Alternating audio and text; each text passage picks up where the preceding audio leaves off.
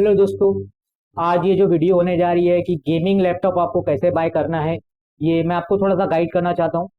तो सबसे पहले हम शुरुआत करते हैं प्रोसेसर से। तो प्रोसेसर आप जो है i5 i7 एंड i9 आपको ये देखने मिल जाएगा गेमिंग में। और AMD के भी बहुत सारे प्रोसेसर है 7000 सीरीज में।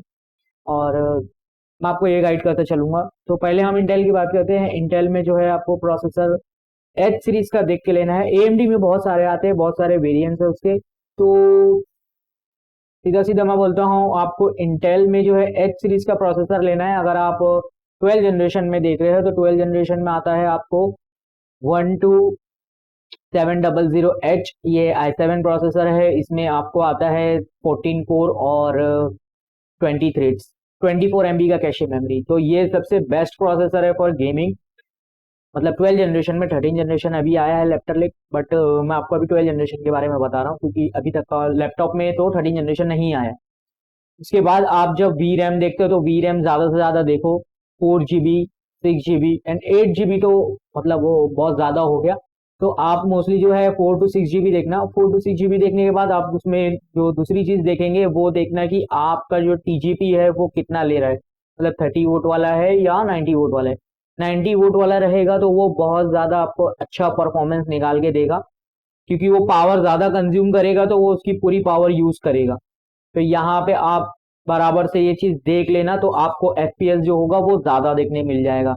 उसके बाद यहाँ पे आपको जो डिस्प्ले है वो डिस्प्ले देख लेना 120 144 हर्ट। ये दो डिस्प्ले मैंडेटरी रख लो आप अपने गेमिंग सेक्शन में। उसके बाद यहाँ पे अगर आप डिस्प्ले देख लो तो 90 हर्ट्स का डिस्प्ले लेके कोई मतलब नहीं बनेगा 90 और 60 हर्ट्स में, क्योंकि आप गेमिंग लैपटॉप ले रहे हो तो कम से कम एटलीस्ट 120 और 144 हर्ट्स होना चाहिए। इसके बाद जब आप वी रैम में जाते हो तो 3050 के ऊपर ही देखना, 3050 के ऊपर ही देखना। 3050 3060। और जितना ज़्यादा वी रैम रहेगा ऑब्वियसली वो उतना ज़्यादा आपको पावर निकाल के देगा। इसके बाद यहाँ पे हम आपको बताना चाहते हैं रैम। रैम होना चाहिए कम से कम 4800 मेगा हर्ट्स, कम से कम। तो यहाँ पे आपको जो रैम की फ्रिक्वेंसी है जो ज़्यादा मिल रही है, तो यहाँ पे क्या होगा कि आपको जो गेम में जो लैग होता है ना वो लैग नहीं होगा, क्योंकि इसकी जो स्पीड होती है ना वो इसके ऊपर ही डिपेंड करती है। मतलब जो गेम में लैगिंग वगैरह होती है ना तो यहाँ पे उस चीज़ को डिपेंड करता है। तो आप जितने ज़्यादा मेगाहर्ट्ज़ वाला लोगे ना तो उतना ज़्यादा बेस्ट रहेगा।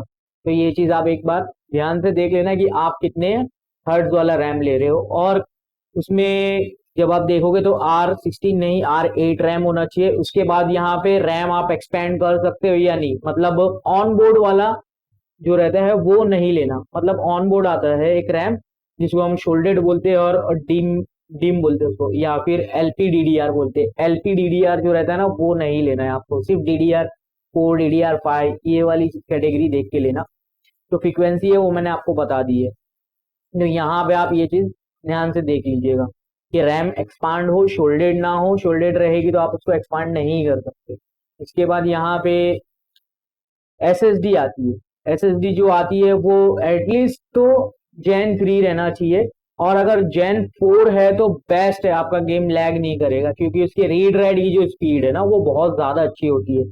और उसमें भी जो स्टोरेज होता है ना वो भी आप एक्सपांड कर सकते हो कि नहीं, वो भी एक बार पूछ लेना जो सेल्स पर्सन होगा, तो वो ज़्यादा बेटर रहेगा।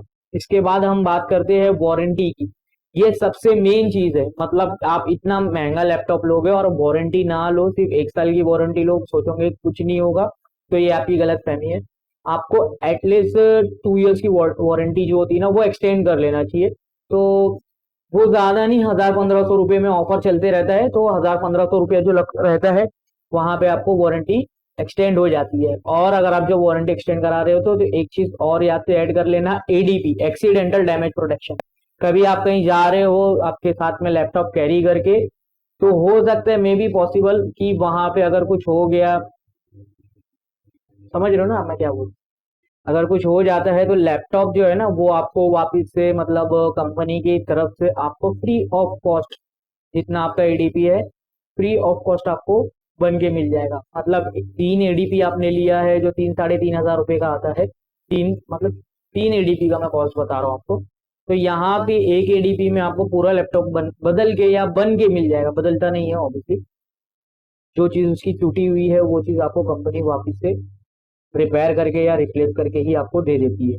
तो ये चीज आप एक बार ध्यान से देख लेना। और मैं आपको रिकमेंड करूंगा कि आप अपने नजदीकी स्टोर में जाना, ना कि ऑनलाइन लेना, क्योंकि बहुत सारे ऑफर्स जो होते हैं वो सिर्फ रिटेल स्टोर्स के लिए होते हैं। तो आप ये चीज ध्यान रखिएगा कि आप जो है वो ऑफलाइन ही बाय करना।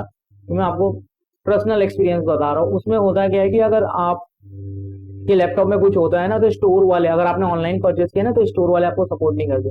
एक्सक्लूसिव स्टोर में आपको ज्यादा प्रीफर करूंगा, क्योंकि उनके पास हमेशा लेटेस्ट प्रोडक्ट होते हैं और वो कोई भी ऐसा प्रोडक्ट आपको देने की कोशिश नहीं करते जो बहुत ज्यादा पुराना हो गया है या बहुत दिन से डिस्प्ले पे रखा हुआ है, वो आपको डिस्प्ले प्रोडक्ट तो नहीं दे रहे। क्योंकि क्या होता है कि अगर आप लार्ज फ्लोर जैसे रिलायंस वगैरह से लेते हो ना, तो वो आपको डिस्प्ले पीस जो होता है ना वो पैक करके वापस दे देते हैं। तो ये एक्सक्लूसिव स्टोर्स में ना के बराबर होता है, मतलब होता होगा वहां पे भी, बट ना के बराबर होता है, ये चीज नहीं होती। तो एक बार आप वो भी ध्यान से देख लेना। और स्टोर से लेने का एक बेनिफिट ये भी होता है कि वहां पे जो करंट ऑफर चल रहा है ना, वो आपको वहां पे बेनिफिट मिल जाएगा।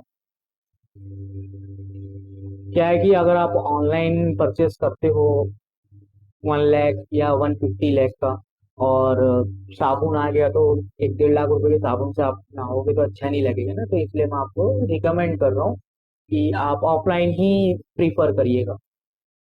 तो आज के लिए बस इतना ही दोस्तों। Please like and subscribe to my channel. और अगर आपको ये वीडियो इंफॉर्मेटिव लगती है तो आप प्लीज अपने कलीग के साथ या किसी फेलो के साथ आप इसको शेयर कर दीजिए। थैंक यू दोस्तों।